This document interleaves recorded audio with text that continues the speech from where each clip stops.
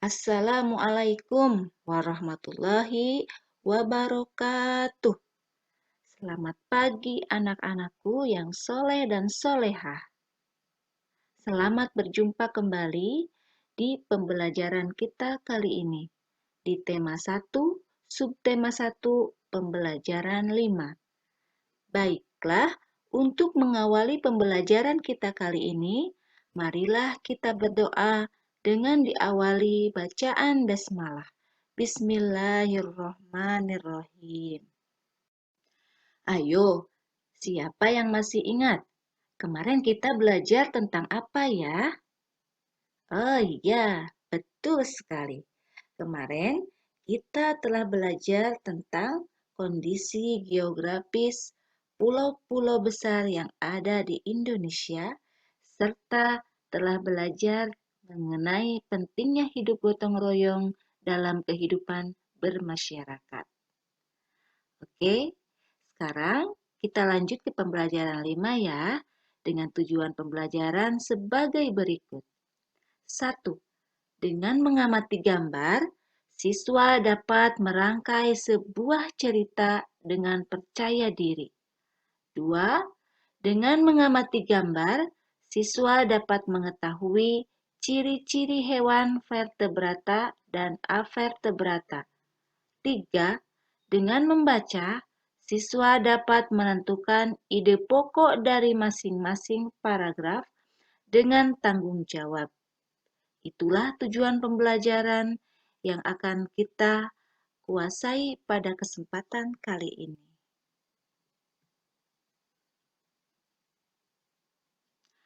Adapun pada hari ini kita akan belajar tentang kelompok hewan berdasarkan struktur tubuhnya. Mari kita lihat bukunya di halaman 41. Di situ ada gambar tentang kelinci dan seafood.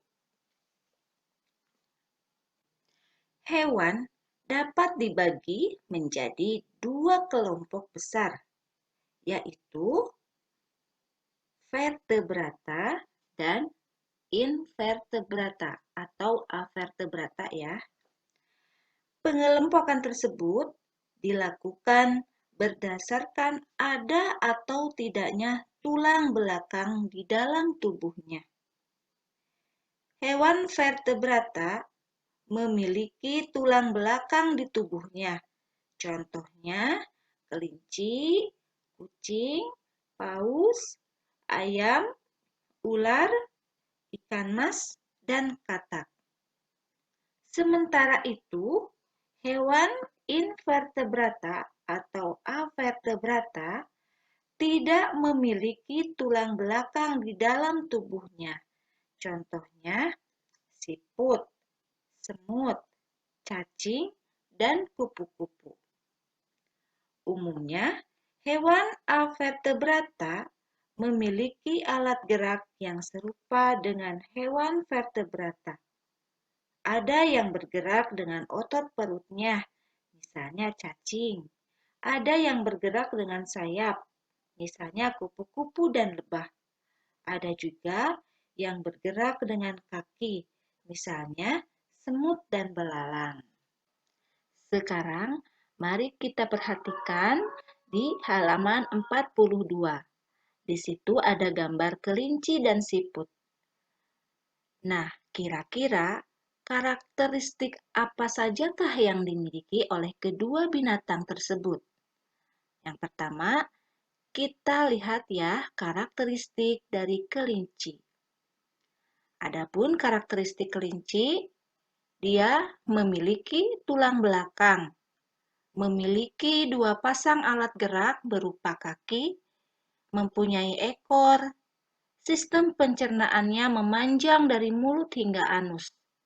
Terus, alat pernafasan berupa paru-paru. Dan sistem gerak terdiri dari rangka sebagai alat gerak pasif dan otot sebagai alat gerak aktif. Nah, itulah karakteristik dari kelinci. Kemudian, kita lihat karakteristik dari siput. Yang pertama, siput tidak memiliki tulang belakang. Susunan sarafnya ada di perut. Lalu, otaknya juga tidak dilindungi oleh rangka. Nah, jalannya lambat dan berukuran kecil. Lalu, dia tinggal di seluruh dunia dalam berbagai habitat. Tubuhnya hanya memiliki kepala, dada, dan perut. Siput juga tidak memiliki paru-paru untuk respirasi, karena dia bernapas melalui kulit. Dan siput juga memiliki cangkang. Itulah karakteristik siput. Nah, coba perhatikan gambarnya ya. Ini adalah contoh-contoh hewan vertebrata dan invertebrata atau avertebrata. Silakan dilihat gambarnya ya. Hewan-hewan apa sajakah yang termasuk dalam kelompok vertebrata dan kelompok avertebrata atau invertebrata.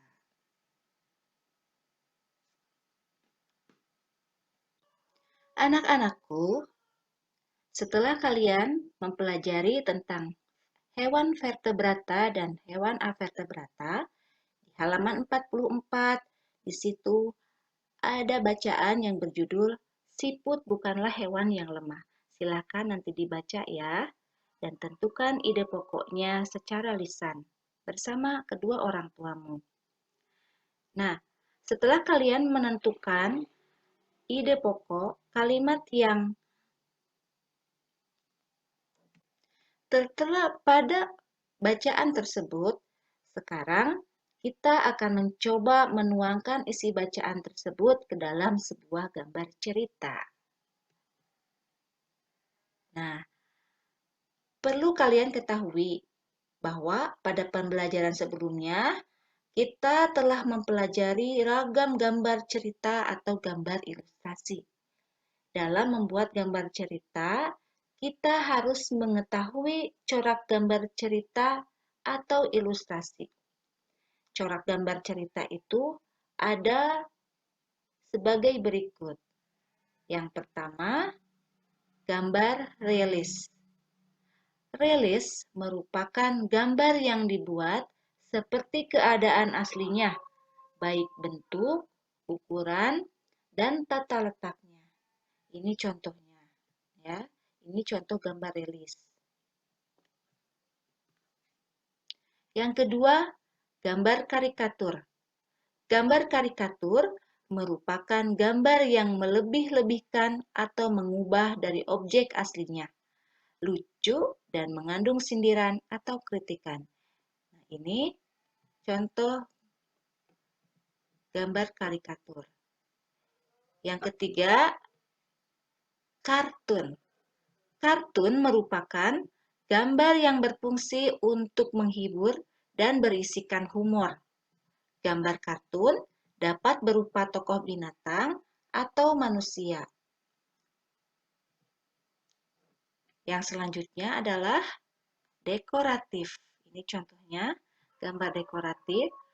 Dekoratif adalah gambar yang disajikan dengan mengubah bentuk objek aslinya, namun tanpa menghilangkan ciri-ciri khasnya. Nah, inilah keempat corak gambar cerita. Jadi nanti Ananda bisa membuat gambar cerita dalam berbagai corak. Bisa dalam bentuk rilis, bisa dalam bentuk karikatur, bisa dalam bentuk kartun, dan dekoratif. Nah, demikianlah pembelajaran kita pada kesempatan kali ini. Kita telah belajar tentang hewan vertebrata dan avertebrata, dan kita juga telah mengetahui berbagai macam corak gambar cerita. Demikianlah yang dapat Ibu sampaikan. Mohon maaf atas segala kekurangan. Tetap semangat belajar di rumah. Wassalamualaikum warahmatullahi wabarakatuh.